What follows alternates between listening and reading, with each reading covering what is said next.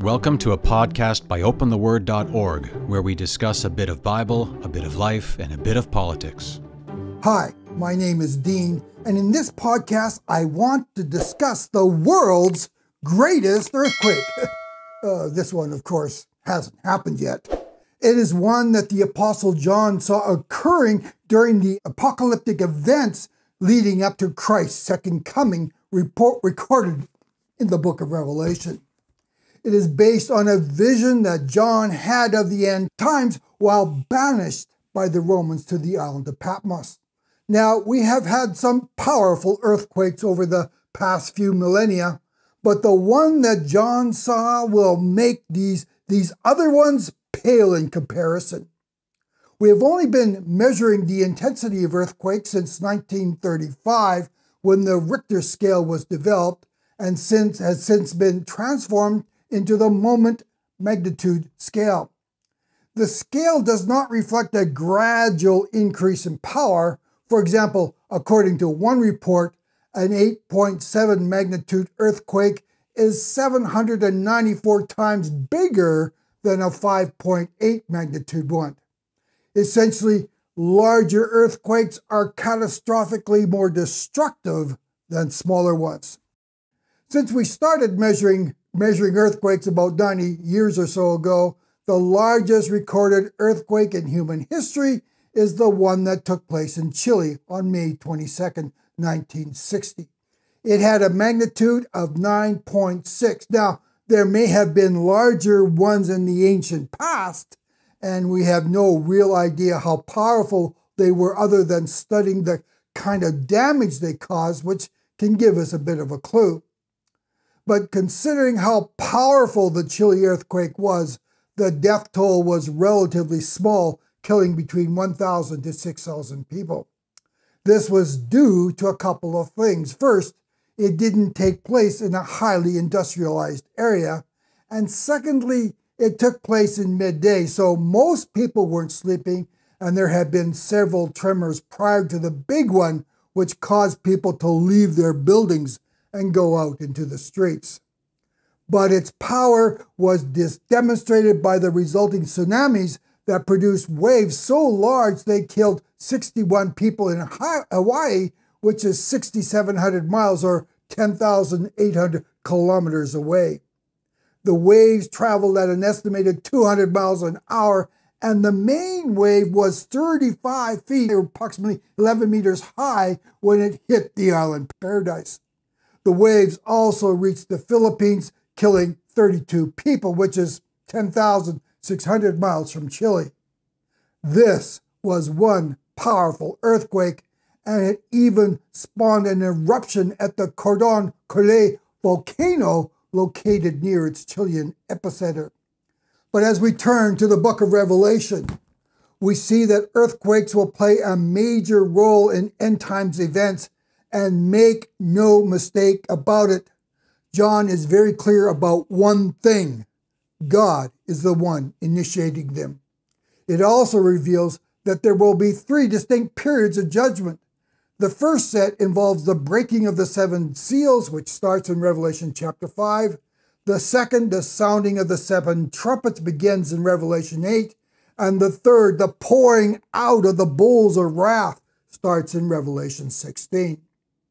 The vision cites 5 specific earthquakes. There will undoubtedly be many more earthquakes than the 5 during this period, but John cited 5 as being significant. Earthquakes will take place in each of these 3 judgment periods, but the last of these earthquakes, which is part of the bowls of wrath recorded in Revelation 16, is going to be the mother of all earthquakes.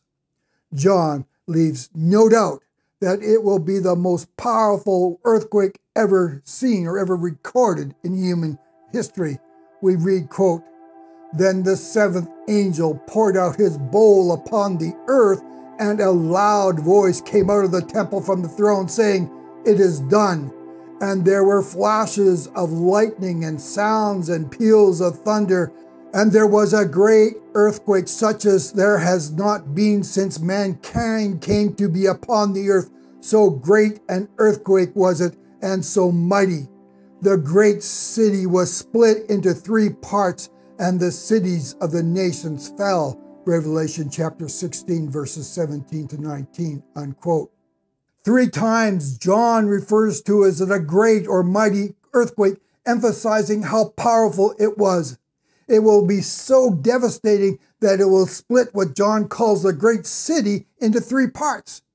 Over the years, there have been many have wondered what great city John was referring to. Now, there have been 3 approaches to determining this. First, some believe John was referring to a great or prominent city in his day. It was one that he was familiar with, but he was purposely disguising its identity. If this is the case, most basically agree that this great city would be either Rome, which was the center of John's known world at that time, or Jerusalem, which was the spiritual center. A second group doesn't believe John is referring to an actual physical earthquake, but look upon it as more of a symbolic description. Some even suggest that it has already taken place and involved the destruction of Jerusalem and the Jewish temple by the Romans in 70 AD, and noted that Jerusalem was at that point divided into 3 rebel Jewish groups or Jewish factions. One was led by Simon Bar Giora, who had 15,000 men in his rebel faction, John of Geshia, who had 6,000, and a rebel leader by the name of Eliezer, who had 2,500 rebels in his group. In their mind, this is what John meant when he said the great city was split into 3. But the biggest problem with this theory is that the Apostle John had his vision of the end times around 90 AD, about 20 years after the fall of Jerusalem. A third interpretation is that since John's vision is referring to some future date or some future event, it would make sense that he would be referring to a great city that existed at the time it takes place. So if that great earthquake took place today, for an example, what great cities come to mind?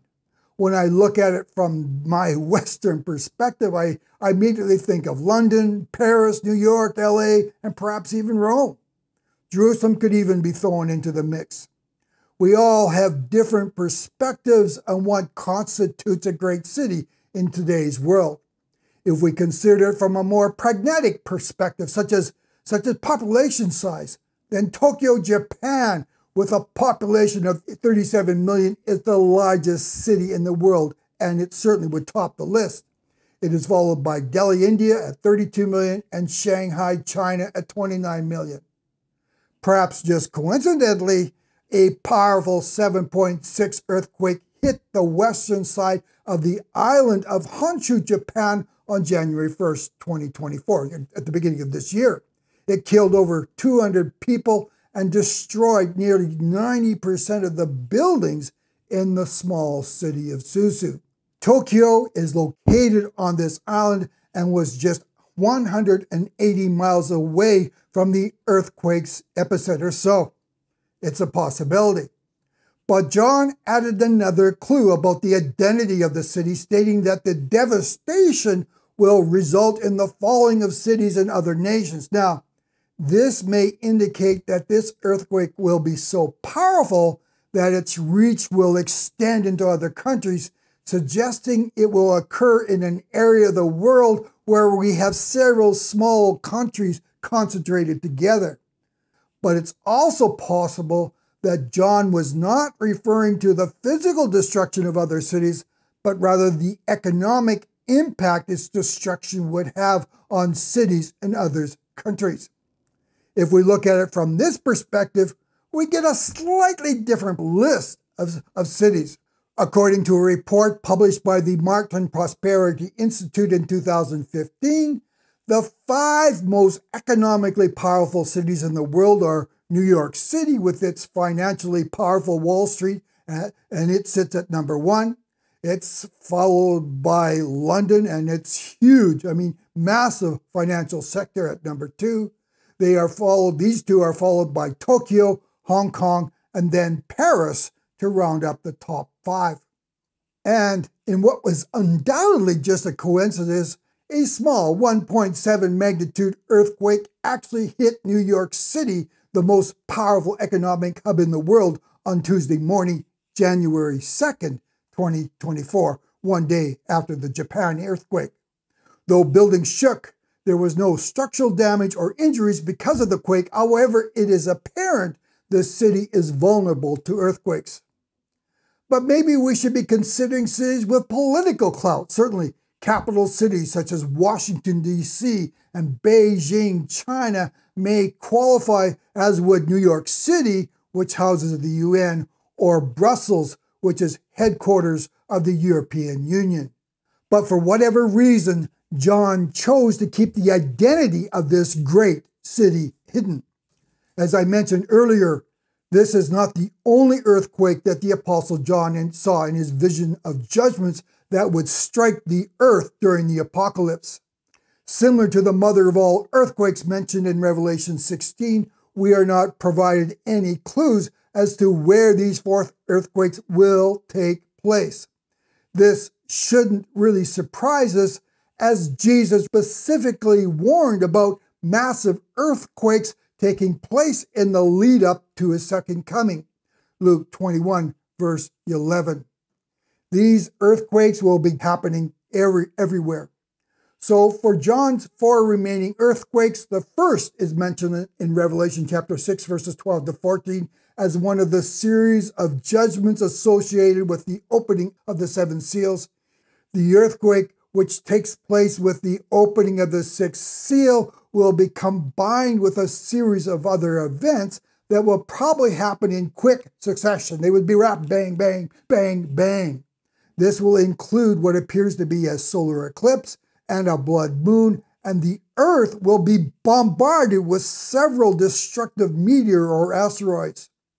This rapid succession of destruction will have such a profound impact on people's psyche that it will cause people to hide in caves or in underground bunkers.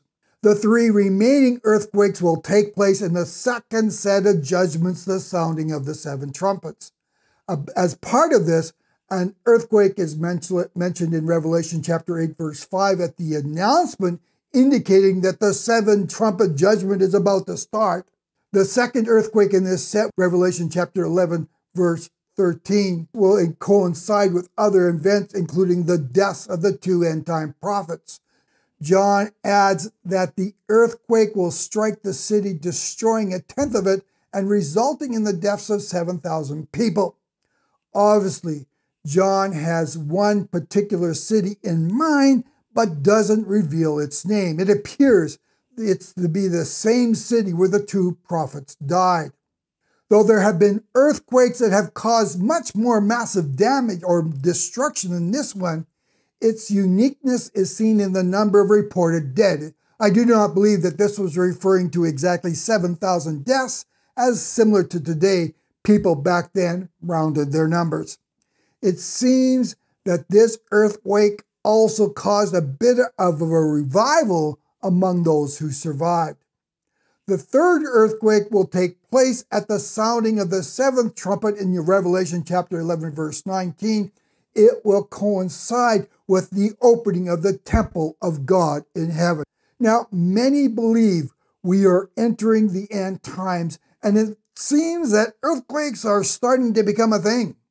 In February 2023, a massive 7.8 magnitude earthquake hit Turkey and Syria, killing nearly 60,000 people. It doesn't seem to fit the description of any of the 5 earthquakes mentioned in the book of Revelation, but it would certainly qualify as one of the birth pang earthquakes that Jesus warned about. If so, this may even be more concerning because this is just the start and it's only going to get worse after this. And with that final bit of good news, I would like to thank you for joining me on this podcast, and I will catch you again. Thanks again for joining us on our podcast. Please check out our website at opentheword.org. If you enjoyed this podcast, please subscribe to receive notifications of future broadcasts. As well, please take a moment to provide a rating and even a review. Thanks again for listening.